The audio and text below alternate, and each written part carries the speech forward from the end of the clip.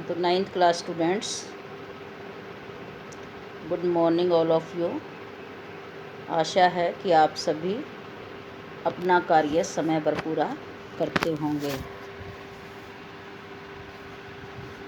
तो बेटा आज आप पढ़ेंगे अपनी क्षितिज के काव्य भाग की कविता कैदी और कोकिला। तो देखिए, कैदी अर्थात जो जेल में बंद है और कोकिला का अर्थ है बेटा कोयल। कैदी और कोकिला अर्थात इसके जो कवि हैं वो माखनलाल चतुर्वेदी द्वारा रचित है यह कविता। तो जो इसके कवि हैं माखनलाल चतुर्वेदी, वो जेल में बंद हैं। तो एक कैदी हैं वो उस समय, और एक कोयल से वो बात कर रहे हैं। तो देखिए बेटा, सबसे पहले हम थोड़ा सा कवि परिचय देखेंगे। कैदी और कोकिला आधुनिक भारत के प्रखर राष्ट्रवादी लेखक, कवि व विलक्षण पत्रकार पंडित माखनलाल चतुर्वेदी द्वारा रचित है। उनकी रचना है यह। उनका जन्म 4 अप्रैल 1889 को मध्य प्रदेश के होशंगाबाद जिले में बाबई नामक जगह पर हुआ था। इनके पिता का नाम नंदलाल चतुर्वेदी था, जो गांव के प्राइमरी स्कूल में अध्यापक थे। प्राइमरी शिक्षा के बाद घर पर ही इन्होंने संस्कृत, बंगला, अंग्रेजी, गुजराती आदि भाषाओं का ज्ञान प्राप्त किया। तो इस उनकी जो भाषा शैली है वो है बेटे खड़ी बोली। तो इस कविता में भी उन्होंने खड़ी बोली भाषा का प्रयोग किया है।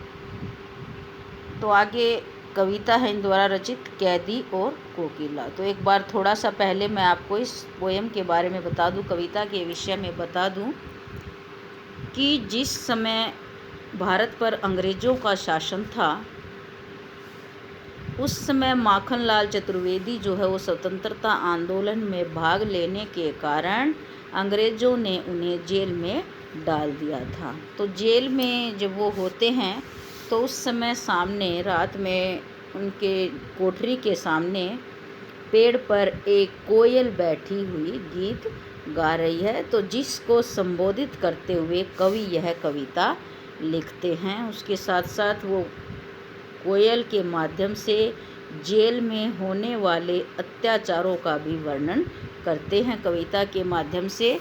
तो ये कविता देखिए बेटे आप, अगर आपके पास सभी के पास बुक है तो वो खोल लीजिए, नहीं तो आप इसमें भी देख लीजिए। पूरी कविता यहाँ पर दी गई है।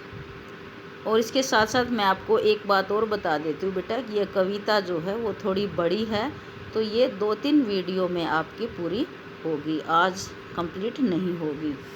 तो ये देखिए, क्योंकि अगर सारी एक बार में आप कर जाओगे तो आपको परेशानी आएगी। तो ये देखिए बेटे कविता आपकी। क्या गाती हो, क्यों रह जाती हो, कोकिल बोलो तो। कोकिल का अर्थ मैंने आपको बताया कोयल। क्या लाती हो, संदेशा किसका है, हे कोकिल बोलो तो।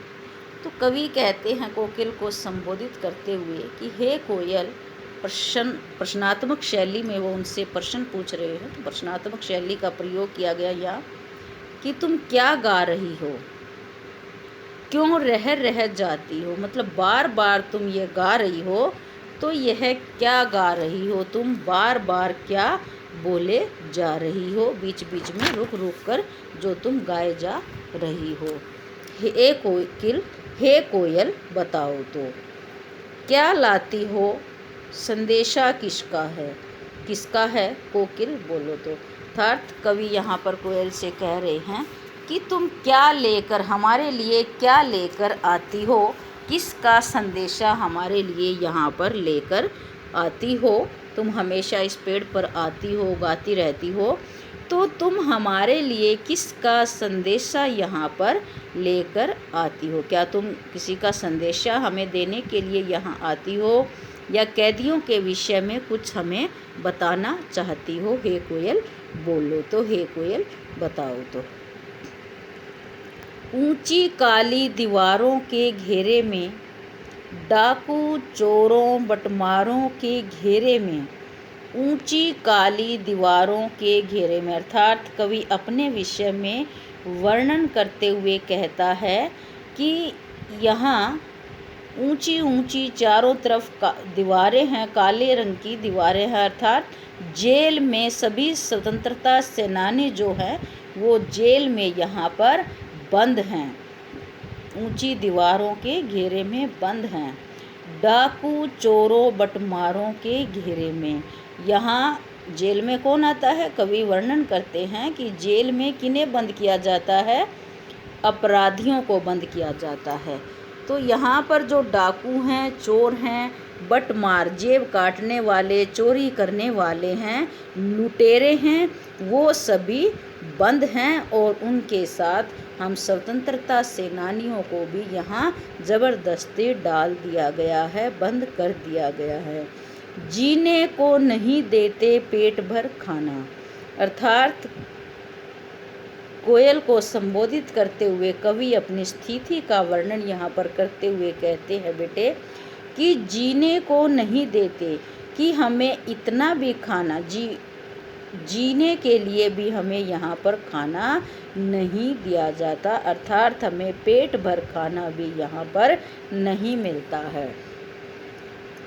मरने भी देते नहीं तड़प रह जाना, यानी कि हमें यहाँ पर मरने भी नहीं दिया जाता है और जिस कारण से हम यहाँ पर तड़प रहे हैं। अर्थात हमें यहाँ पर तड़पाया जा रहा है। कवि का कहने का अभिप्राय ये है बेटा कि वो कहना चाहते हैं कि यहाँ पर हमारे साथ अत्याचार किए जा रहे हैं, नरकीय जीवन जीने के लिए हमें मजबूर किया जा रहा है। जीवन पर अब दिन रात कड़ा पहरा है। अर्थात कवि कहना चाहते हैं कि हमारे ज़िंदगी पर दिन रात यानी कि 24 घंटे हमेशा पहरा रहता है, कड़ा पहरा रहता है। अर्थात कठोर पहरे के अंदर, कठिन यातनाओं के अंदर हम यहाँ पर रहते हैं, जिसमें चारों तरफ हमें हमेशा हमारी रखवाली की जाती है। शासन है या तम का प्रभाव गहरा है। तो कवि कोयल से ही प्रश्नात्मक शैली में, कोयल को ही संबोधित करते हुए प्रश्नात्मक शैली में बोलते हैं कि यह शासन है या तम का प्रभाव गहरा है, या किसी अंधकार का यह प्रभाव है।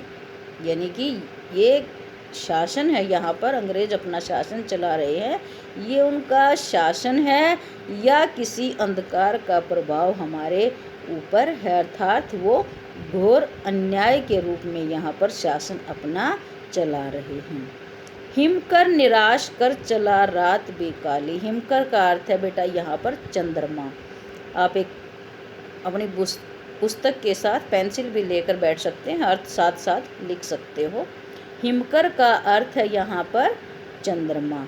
तो कवि यहाँ पर कहता है बेटा कि हिमकर निराश कर चला रात भी काली। अर्थात जो चंद्रमा है वो भी निराश हो गया है, वो भी हमें निराश करके चला गया है, अब रात भी काली है। अर्थात जब आप देखते हो कि जो शुक्ल पक्ष होता है उसमें जो है रातें हैं जो है वो काली होती हैं, जिसमें चंद्रमा दिखाई नहीं देता है। तो कवि यहाँ पर यही कह रहा है कि चंद्रमा ने भी हमें निराश कर दिया है, उसने भी हमें काली रात देकर वह भी चला गया है। अर्थात कहीं से भी हमें आशा की किरण नहीं दिखाई देती है। इस समय कालिमा मई जगी क्यों आली। तो कवि कोयल से प्रश्न करता है कि फिर जब चंद्रमा भी छोड़कर चला गया है, अर्थात प्रकाश को अंधकार में परिवर्तित कर गया है, तो हे कालिमा मई जिसने काला रंग धारण कर रखा, अर्थात काले रंग की है कोयल।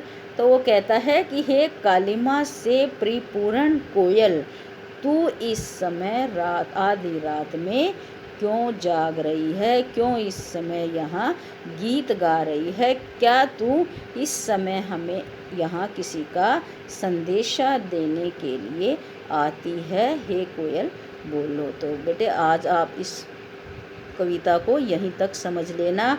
अगर कुछ समझ नहीं आया हो तो आप दोबारा से पूछ सकते हैं मैं संदेश के माध्यम से। धन्यवाद।